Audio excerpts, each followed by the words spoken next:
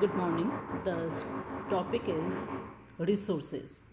First, definition of resources. How to define resource. Zimmerman, geographer, defines resources as means of attaining given ends, the ends being the satisfaction of individual wants and attainment of social objectives. That is to say, resource satisfies human wants, be it individual want or social want. Resource क्या करते हैं? Human wants, मानव की जो demand है, चाहिदा है, उसको पूरा करते हैं. अब ये जो मानव है वो इंडिविजुअल हो सकते हैं, इंडिविजुअल वांट हो सकते हैं अथवा social want. So these human wants, be it individual want or social want, it is something useful and possesses utility. Water, air, sunshine, land, forest, coal, machinery, etc. are all useful things. Therefore they are resources. So resources are useful and it has some utility. Resources relates to man and it is functional. A thing is resource so far as it affects man as a means of satisfying his wants. A thing becomes resource by its function in relation to man. But mere function is not enough. The end result of the function must be beneficial to man. So, resources are functional, कार्यात्मक, लेकिन it should be beneficial to man. The resources should be beneficial to man. The point is not only actual functioning but also functionability or potential functionability. Resource refers to the functional aspects of things at a given time and at a given place. Therefore, there are two essential attributes of resources. Number one is utility and number two is functionability. Resources may be more explicitly defined as all potentially functionable means of satisfying individual and social needs at a given time and at a given space.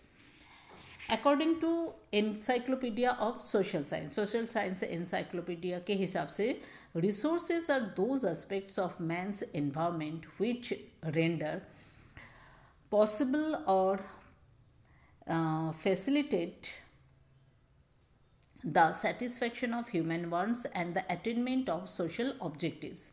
According to Fisher, resources are anything that can be used to satisfy a need or desire. Fundamentally, resources are merely environment functioning in the service of man.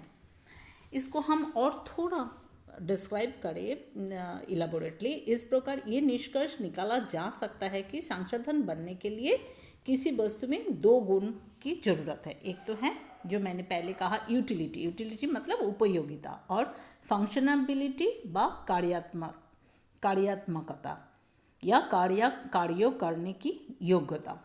सामान्य शब्दों में मानव की आवश्यकताओं की पूर्ति के लिए जिन पदार्थों, ऊर्जा, मानवों तथा उपायों या संस्कृति का प्रयोग किया जाता है उनको संसाधन कहते हैं. प्रकृति, मानव और संस्कृति तीनों, प्रकृति, मानव एवं संस्कृति तीनों की अनन्य या पारस्परिक क्रियाओं के द्वारा ही संसाधनों का निर्माण होता है.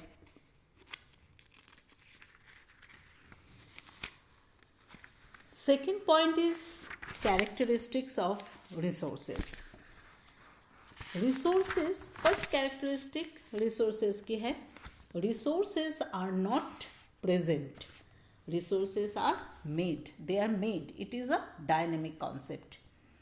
Resources, second point is resource is a functional concept. जो मैंने पहले ही कहा हूँ, I have described it that it has functionability व कार्यात्मकता.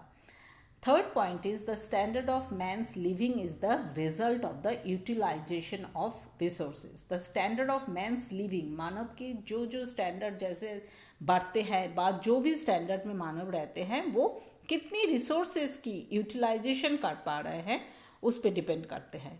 Fourth point is resources should be conserved for the future. संरक्षण करना चाहिए इसको. और resources are made by human being. यहाँ पे हम दो बात देखते हैं। एक तो दो संशोधनों की विविधों पक्षों के संदर्भ में विभिन्न विद्वानों के विचारों को दो वर्गों में रखा जा सकता है, स्थैतिक विचारधारा व स्टैटिक स्कूल, और दूसरी है गतिक विचारधारा व डायनामिक स्कूल। स्टैटिक स्कूल इस वर्ग के सिद्धांत विद्वानों का ये मत है कि संशोधन स्थैतिक तथा निश्चित होते हैं, डेफिनिट होते हैं, इनकी परिमाण में वृद्धि नहीं की जा सकती है। इस संप्रदाय के अनुसार नदी का जल, घने वन, खनिज पदार्थों तथा सभी संशोधन है, चाहे मानव उसका उपयोग करे या ना करे।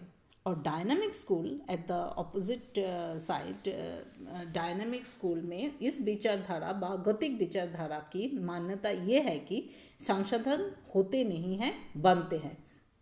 जो मैंने फर्स्ट कैरेक्टरिस्टिक में कहा, resources are not present, they are made. Resources are they become, तैयार किया जाता है। प्रकृति के उपादान तब तक संशोधन नहीं बनते जब तक ये मानव की इच्छाओं व आवश्यकताओं की पूर्ति नहीं करते। फोर्थ पॉइंट ये तो है स्टैटिक स्कूल और डायनामिक स्कूल की। लास्ट जो मैं कहना चाहती हूँ वो है, इस लेक्चर में लास्ट पॉइंट मेरा है रिसोर्स क्रिएटिंग फैक्टर्स। रिसोर्स को तैयार कौन करते हैं, रिसोर्स क्रिएटिंग फैक्टर्स क्या क्या है। रिसोर्स क्रिएटिंग फैक्टर्स हैं nature, man and culture. Nature, man and culture. Nature human being और कल्चर व ह्यूमन बीइंग की जो स्किल है, नॉलेज है, एडुकेशन है, ये सभी हैं रिसोर्स क्रिएटिंग फैक्टर। प्रकृति, स्वयं, मानव और मानव द्वारा निर्मित संस्कृति संशोधन हो सकते हैं। इनमें से प्रत्येक कारक मानवीय कल्याण प्रदान करने के लिए कार्य कर सकता है। इस प्रकार ये संशोधन निर्माण करने वाले कारक के रूप में भी कार्य करते हैं। प्रकृति व नेचर, प्रकृति की बहुत सी वस्तुएं किसी एक समय पर ही संशोधन और संशोधन निर्माणकारी कारक दोनों ही हो सकते हैं। और मानव की ऊर्जा, उसकी दक्षता व स्किल, उसकी नॉलेज, उसकी एडुकेशन